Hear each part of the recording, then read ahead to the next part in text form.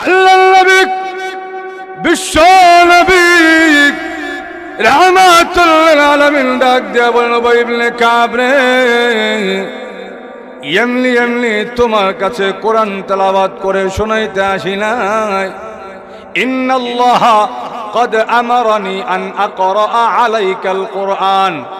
মহান আল্লাহ রাব্বুল আলামিন আমি বিশ্ব নবীকে আদেশ করেছেন, আগো নবীজি উবাই ইবনে কাবের কাছে কোরআন তেলাওয়াত করে শোনান। মহান আল্লাহ আমাকে আদেশ করেছেন, এই জন্য তোমার কাছে কোরআন তেলাওয়াত করে শোনাতে এসেছি। উবাই ইবনে কাব রাদিয়াল্লাহু তাআলা আল্লাহর নবীকে ডাক দিয়া বলেন, আগো নবীজি মহান আল্লাহ যে আমার কথা বলছেন, আমার নামটা মহান আল্লাহ উচ্চারণ করছেননি। হাল সাম্মানি, মহান আল্লাহ আমার নাম মুখে উচ্চারণ করছেননি। আল্লাহ নবী ডাক দিয়া বলেন, এ উবাই ইবনে কাব, মহান আল্লাহ তোমার নাম ধরে বলেছেন। উবাই ইবনে কাবের কাছে কোরআন তেলাওয়াত করে শোনান। উবাই ইবনে কাব আনন্দে আত্মহারা হয়ে গেলেন, চোখে পানি ছেড়ে দিয়া কান্দে আর ডেকে বলে, মহান আল্লাহ যে আমার মতন গোলামের নাম উচ্চারণ করেছে, আমি উবাইয়ের জিন্দেগি সার্থক হয়ে গেছে। আল্লাহর নবী বিশ্ব নবী রাহমাতুল লিল আলামিন ডাক দিয়া বলেন, উম্মতেরা রে, ইন্নাল্লাহ লা ইয়ানজুরু ইলা সুওয়ারিকুম ওয়া আমওয়ালিকুম ওয়ালাকিন ইয়ানজুরু ইলা কুলুবিকুম ওয়া আ'মালিকুম। আল্লাহ নবী ডাক দিয়া বলেন, উম্মতেরা রে, মহান আল্লাহ রাব্বুল আলামিন তোমাদের বাহ্যিক চেহারা সুরত দেখেন না, তোমার চেহারার কাটিং কত সুন্দর, তোমার চামড়ার কালার কত বেশি সুন্দর। মহান আল্লাহ তোমার চামড়ার দিকে তাকান না, মহান আল্লাহ তোমার সম্পদের দিকে তাকান না। ওয়ালাকিন ইয়ানজুরু ইলা কুলুবিকুম ওয়া আ'মালিকুম।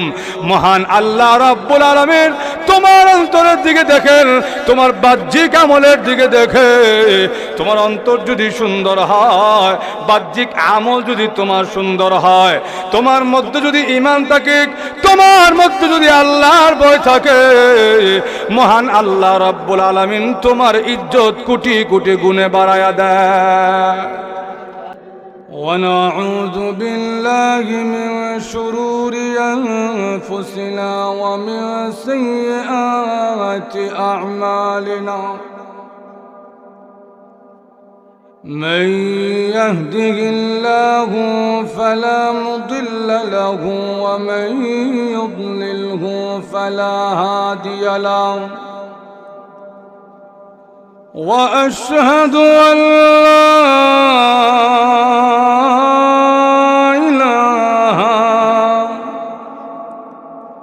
إلا الله وحده لا شريك له، ونشهد أن سيدنا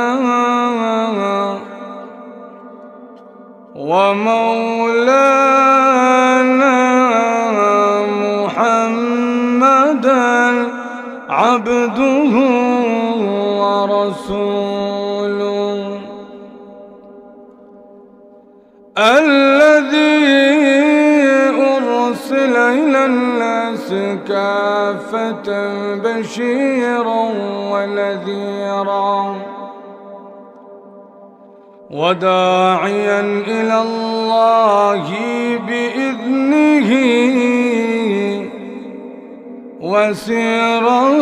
وسراجا منيرا. أما بعد فقد قال الله تعالى في كلامه المجيد وفرقانه الحميد: أعوذ بالله من الشيطان الرجيم. بسم الله الرحمن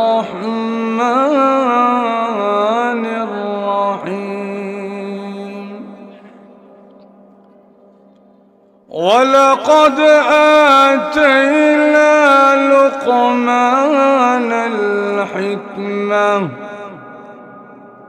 أن اشكر لله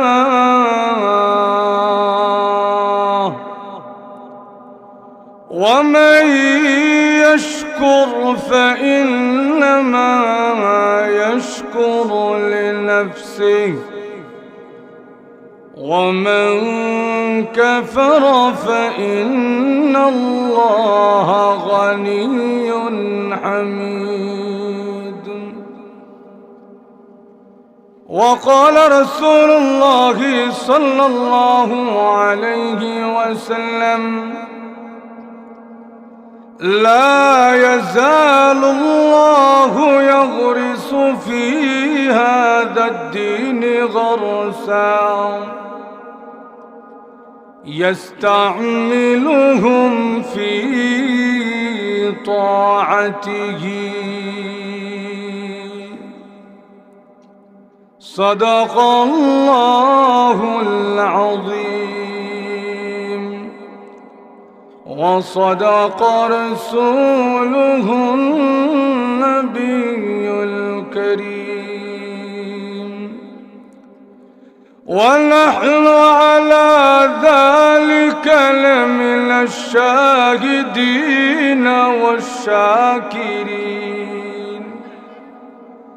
والحمد لله رب العالمين. صلى الله على سيدنا ومولانا محمد وعلى آله وأصحابه وسلم.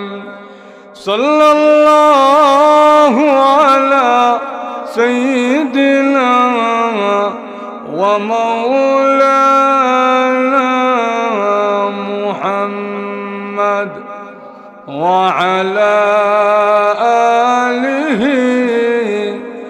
وأصحابه وسلم.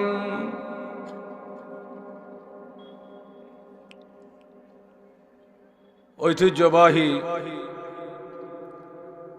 ইউনাইটেড ক্লাব কর্তৃক আয়োজিত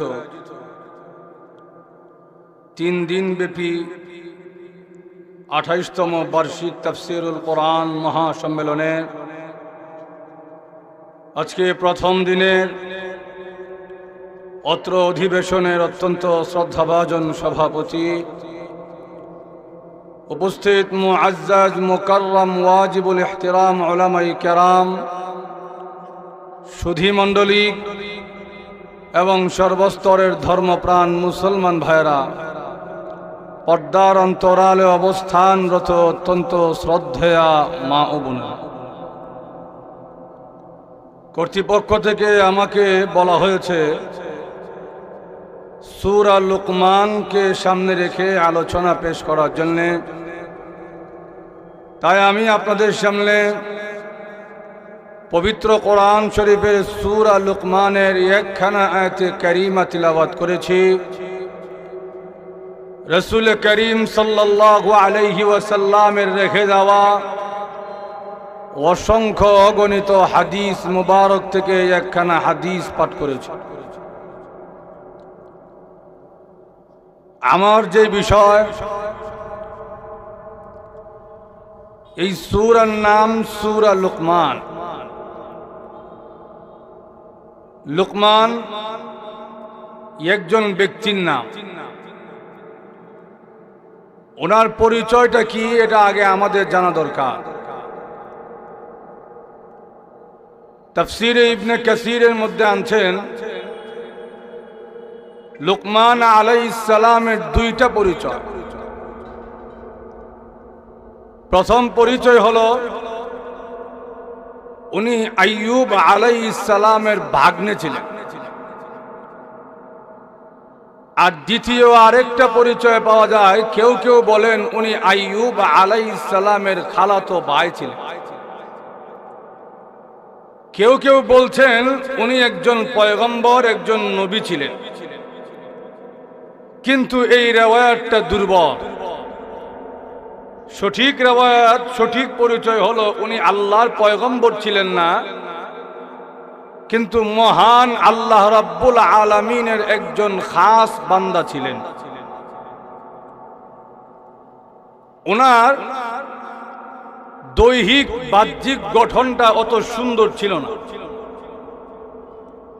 উনি দেখতে ছিলেন কালো, নাক মোটা ছিল, পা ফাটা ছিল, আর উনি আবিসিনিয়ার একজন গোলাম ছিলেন, কৃতদাস। ওনার কাজ ছিল উনি জঙ্গলে কাঠ ছিঁড়তেন। এই একজন লোক যিনি দেখতেও সুন্দর না, আবার আরেকজনের কৃতদাস গোলাম। এই লোকটার এত ইজ্জত আর এত সম্মান যে মহান আল্লাহ রাব্বুল আলামিন তার নামে কোরআন শরীফে একটা সূরার নাম আনছেন। কি কি কাজের কারণে, তার কি কি গুণ এবং বৈশিষ্ট্যের কারণে মহান আল্লাহ তাকে এত নিয়ামত দিয়েছেন, মহান আল্লাহ তাকে এত সম্মান আর এত ইজ্জত দিয়েছেন, এই বিষয়টা আমাদের জানা দরকার। লক্ষ্য করে দেখেন, মহান আল্লাহ রাব্বুল আলামিন কোরআন শরীফে আল্লাহর নবী সুবা লক্ষ সাহাবাই কেরামের মধ্য থেকে শুধুমাত্র একজন সাহাবী হযরত যায়েদ বিন হারেসা রাদিয়াল্লাহু তাআলার নামটা কোরআন শরীফের মধ্যে আনছেন। ফালাম্মা ক্বাদা যায়েদুম মিনহা ওয়াতারা, এছাড়া আর একজন সাহাবীর নামও কোরআন শরীফের মধ্যে নেই।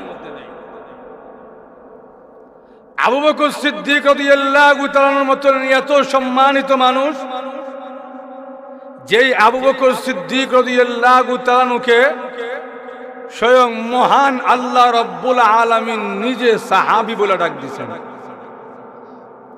ওনার সাহাবী হওয়ার দলিল কোরআন শরীফের মধ্যে আসছে।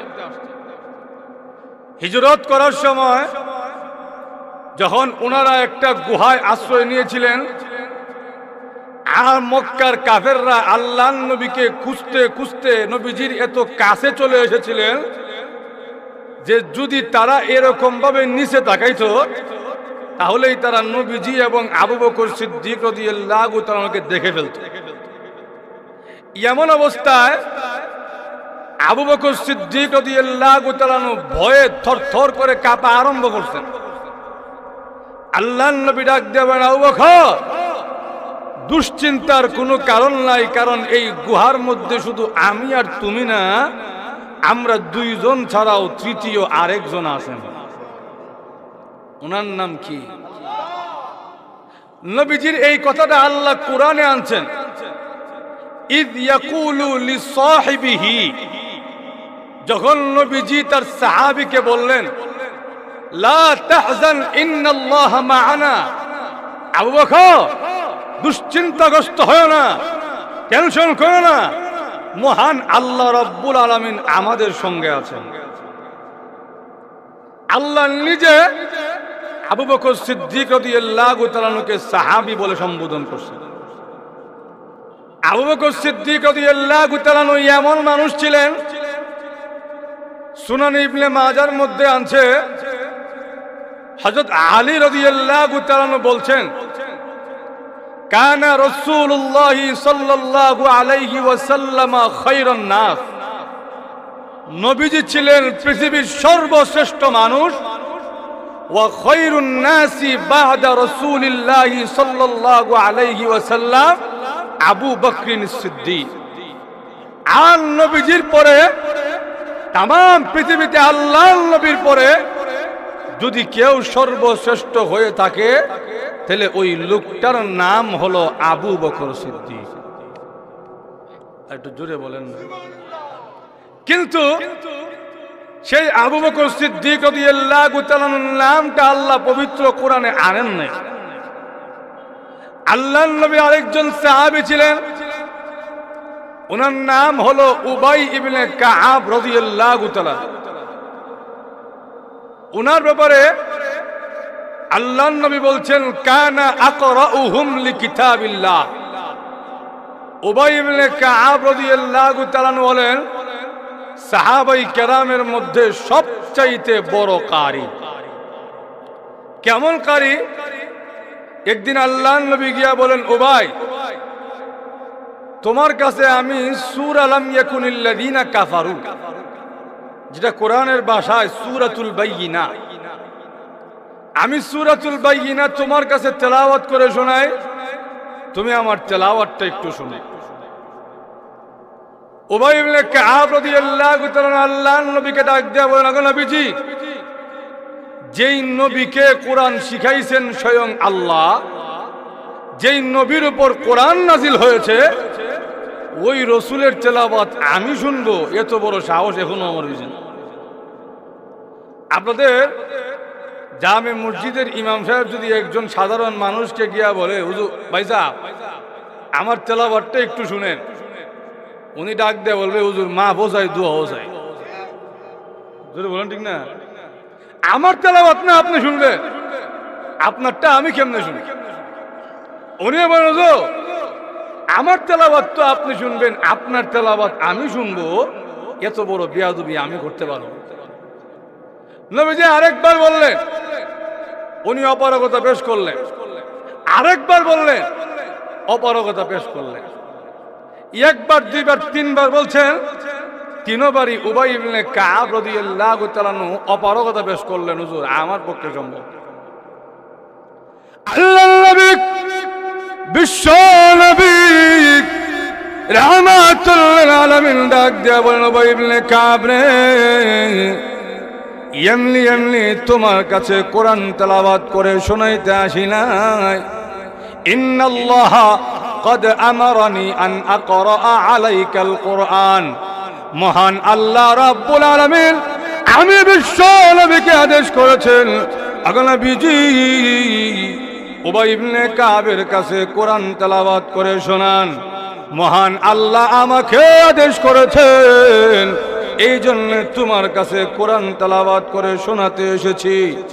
উবাই ইবনে কাব রাদিয়াল্লাহু তাআলা আল্লাহর নবীকে ডাক দিয়া বলেন, আগো নবীজি মহান আল্লাহ যে আমার কথা বলছেন, আমার নামটা মহান আল্লাহ উচ্চারণ করছেননি, হাল সাম্মানি, মহান আল্লাহ আমার নাম মুখে উচ্চারণ করছেননি।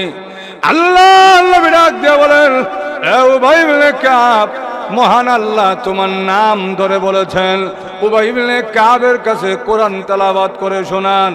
উবাই ইবনে কাব আনন্দে আত্মহারা হয়ে গেলেন, চোখের পানি ছেড়ে দিয়া কান্দে আর ডেকে বলে, মহান আল্লাহ যে আমার মতন গোলামের নাম উচ্চারণ করেছে, আমি উবাইয়ের জিন্দেগি সার্থক হয়ে গেছে।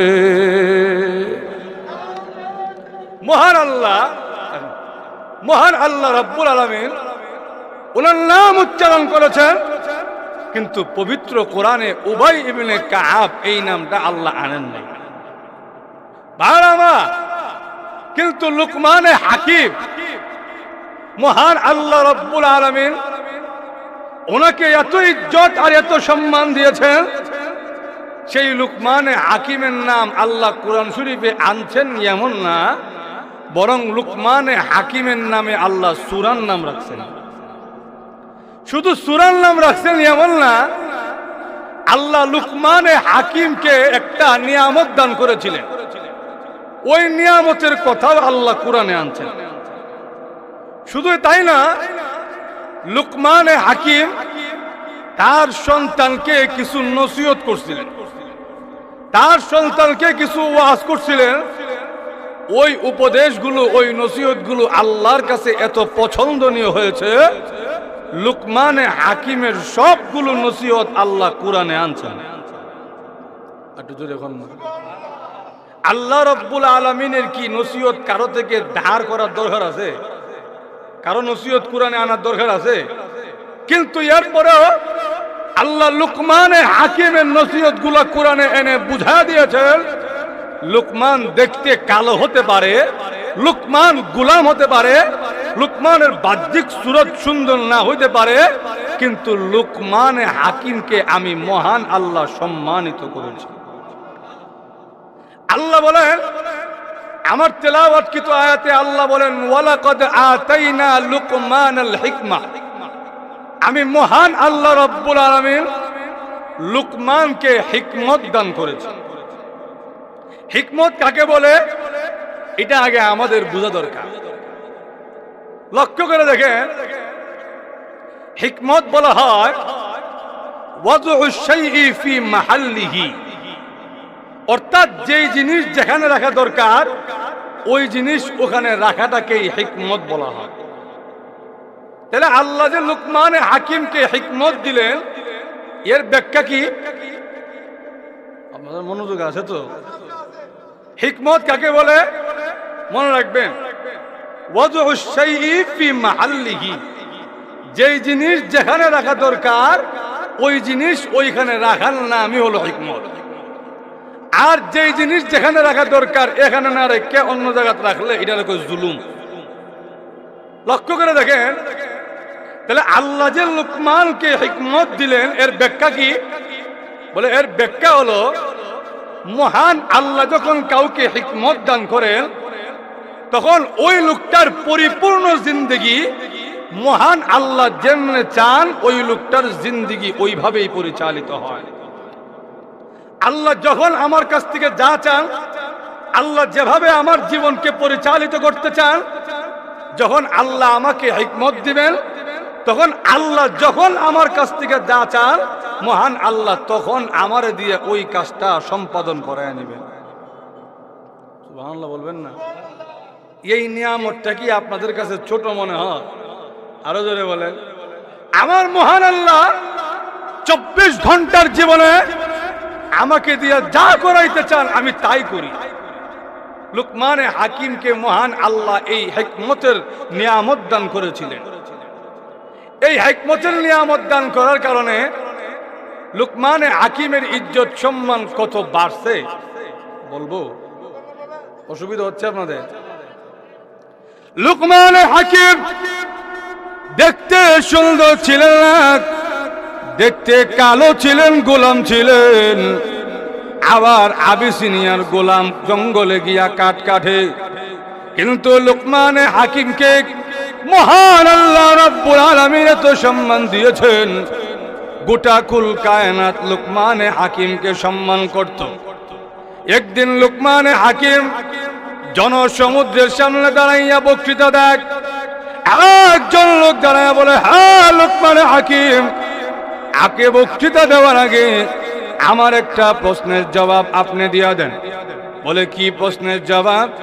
ওই লোকটা ডাক দিয়া বলে, প্রশ্নটা হইল, বহু বছর আগে একটা লোক দেখতে আপনাদের মতো, আপনার মতো দেখতে কালো, তার নাকের সেন্টার ঠিক নাই, নাক সেবা দেখা যায়, পেটও বড় দেখা যায়, পাওটাও আপনার মতন ফাটা দেখা যায়, দেখতে শুনতে লম্বাও আপনার মতন ছিল, কিন্তু আমার সঙ্গে ছাগল চড়াইতো।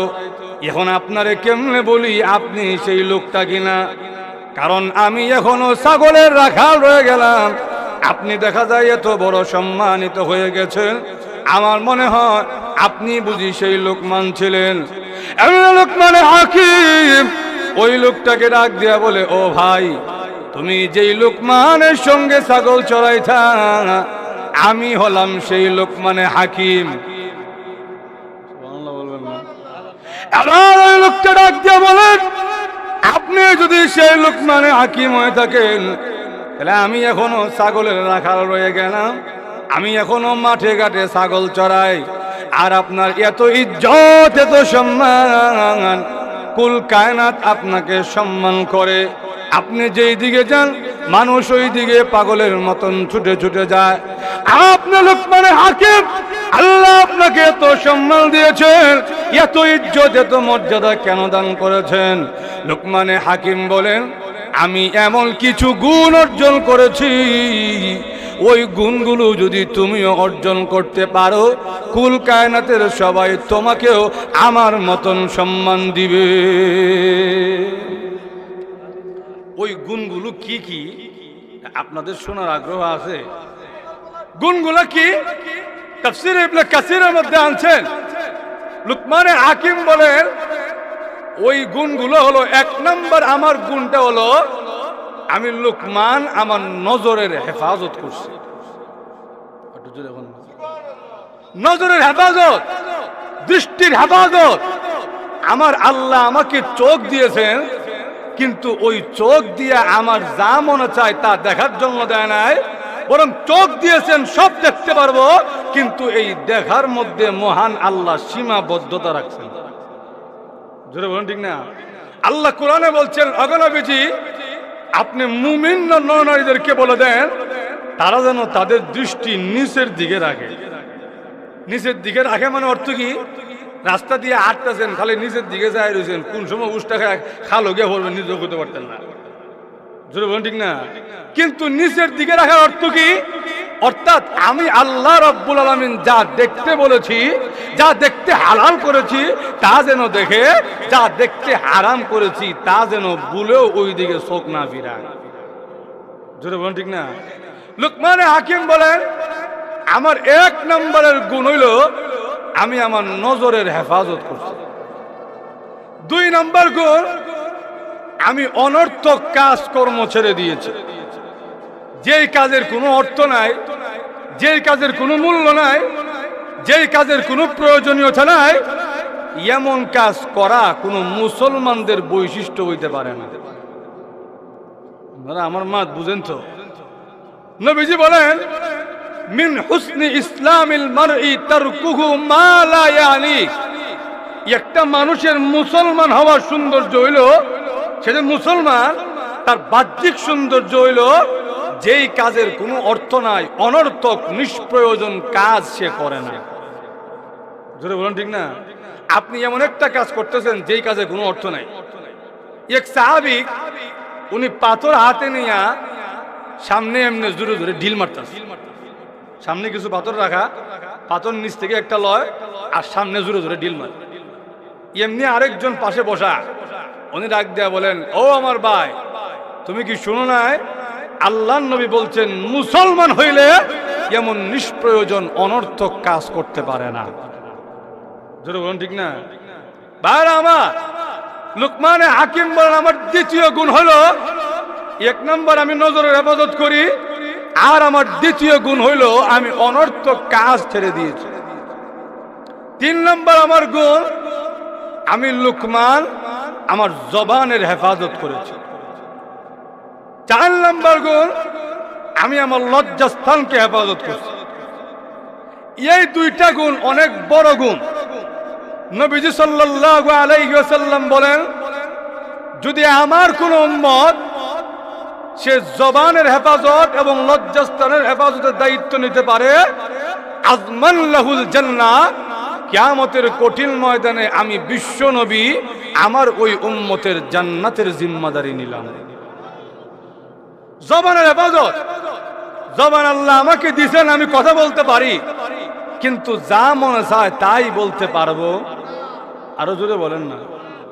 লুকমানে হাকিম বলেন, আমি আমার জবানকে হেফাজত করছি, আমার লজ্জাস্থানকে হেফাজত করছি। আমার 5 নম্বরের গুণ হইল, আমি লুকমান একবার যেই কথা বলছি ওই কথা যদি সত্য কথা হয়ে থাকে, তাম পৃথিবীর সবাই মিলেও ওই সত্য থেকে আমাকে নড়াইতে পারে না। আমি লুকমানের 7 নম্বরের গুণ হইল, আমি আমার মেহমানকে কদর করি। মনমাত বুঝেন তো আপনারা?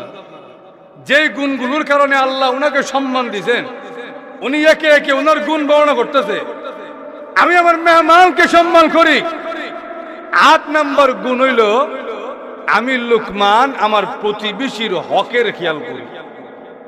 আমার দ্বারা যেন আমার প্রতিবেশীর কোনো কষ্ট না হয়, আমার দ্বারা যেন আমার প্রতিবেশীর কোনো অনিষ্ট না হয়। আল্লাহ রাসূল সাল্লাল্লাহু আলাইহি ওয়াসাল্লাম বলেছেন, যে মুসলমানের হাত থেকে তার প্রতিবেশী, যেই মুসলমানের জবান থেকে তার প্রতিবেশী নিরাপদ থাকে না, সে আমি রসুলের উম্মতের অন্তর্ভুক্তই থাকে না। জোরে বলেন ঠিক না? আজকে বর্তমানে আমাদের সমাজে দেখেন, আমাদের হাত থেকে আমাদের পাশের মুসলমান নিরাপদ না। জোরে বলেন ঠিক না? আমার জবান থেকে আমার পাশের ঘরের মানুষ নিরাপদ না। ইসলাম প্রতিবেশীকে অনেক বেশি গুরুত্ব দিয়েছেন। কেন? কারণ ইসলাম একা ধর্ম না, ইসলাম হলো সমষ্টিগত একটা ধর্ম। আল্লাহ আমার মা বুঝেন কিনা আল্লাহ জানে, কিছু হা না তো বলবেন। জোরে বলেন ঠিক না? ইসলাম কোন একক ধর্ম না, ইসলাম হলো সমষ্টিগত ধর্ম। আপনি একা নামাজ পড়বেন, আরেকজন নামাজ পড়লো না, আপনার টেনশন নাই, এমন হইতে পারবে না। আপনি একা পেট ভরে খাইলেন, আপনার প্রতিবেশী ক্ষুধার্ত অবস্থায় ঘুমাইছে, কিয়ামতের কঠিন ময়দানে আল্লাহর আদালতে জবাব দিতে হবে। ঠিক না? আমার নবীজি বলছেন, লাইসাল মুমিন আল্লাযী ইয়াশবাউ ওয়া জারুহু শায়ুন। আল্লাহ রাসূল বলেন, ওই লোকটা পরিপূর্ণ কামেল মুমিনদার হইতে পারবে না যতক্ষণ না পর্যন্ত সে নিজে পেট ভরে খায়, কিন্তু তার প্রতিবেশী যে ওয়াজারুহু জায়ুন, তার প্রতিবেশী যে ক্ষুধার্ত, তার প্রতিবেশী যে রাত্রে খায় নাই, এই খবর তার নাই, কিন্তু সে নিজে পেট ভরে আরামে ঘুমায় রয়েছে, ওই লোকটা পরিপূর্ণ কামেল ইমানদার হইতে পারবে না। ঠিক না? লুকমান হাকিম বলেন, এই গুণগুলো আমি অর্জন করেছি, তুমি যদি আমার মতন এই গুণগুলো অর্জন করতে পারো, তাহলে মহান আল্লাহ আমাকে যেমন সম্মান দিয়েছেন, তোমাকেও মহান আল্লাহ আমার মতো সম্মান দান করবেন। এই গুণগুলো আমরা আমাদের মধ্যে আনতে চাইতো। আরো জোরে বলেন। লক্ষ্য করে দেখুন, আল্লাহ রাব্বুল আলামিনের কাছে মানুষের বাহ্যিক চেহারার কোনো দাম নাই। আল্লাহ রাব্বুল আলামিনের কাছে মানুষের সম্পত্তির কোনো দাম নাই। আল্লাহর কাছে মানুষের ক্ষমতার কোনো দাম নাই। আল্লাহর নবী, বিশ্ব নবী রাহমাতুল লিল আলামিন ডাক দিয়া বলেন, উম্মতেরা রে, ইন্নাল্লাহা লা ইয়ানজুরু ইলা সুওয়ারিকুম ওয়া আমওয়ালিকুম ওয়ালাকিন ইয়ানজুরু ইলা কুলুবিকুম ওয়া আ'মালিকুম। আল্লাহ নবী ডাক দিয়া বলেন, উম্মতেরা রে, মহান আল্লাহ রাব্বুল আলামিন তোমাদের বাহ্যিক চেহারা সুরত দেখেন না, তোমার চেহারার কাটিং কত সুন্দর, তোমার চামড়ার কালার কত বেশি সুন্দর। মহান আল্লাহ তোমার চামড়ার দিকে তাকান না, মহান আল্লাহ তোমার সম্পদের দিকে তাকান না।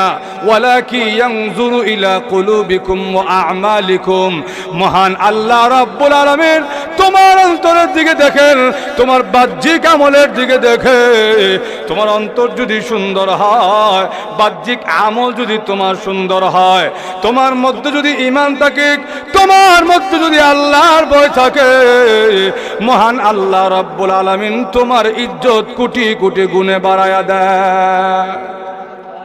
লুকমানে হাকিমের মতন দেখতে তুমি কালো হতে পারো, তার মতো তুমি গোলাম হতে পারো। আল্লাহ নবী, বিশ্ব নবী রাহমাতুল লিল আলামিন বলেন, তিনজন কালো এমন রয়েছে, যেই তিনজন কালো পৃথিবীর শ্রেষ্ঠ মানুষের কাতারে ঢুকে গেছে। সুবহানাল্লাহ বলবেন না? আরেকজন প্রখ্যাত তাবিঈ ছিলেন, ওনার নাম হলো সাঈদ ইবনুল মুসাইয়িব রাহমাতুল্লাহি আলাইহি। ওনার কাছে একজন কালো গোলাম ওনার কাছ থেকে ইলম শেখার জন্য যখন এসেছে, উনি ডাক দিয়া বলেন, তোমার কালো চেহারা দেখে আমার দিলটা আনন্দে ভরে গেছে।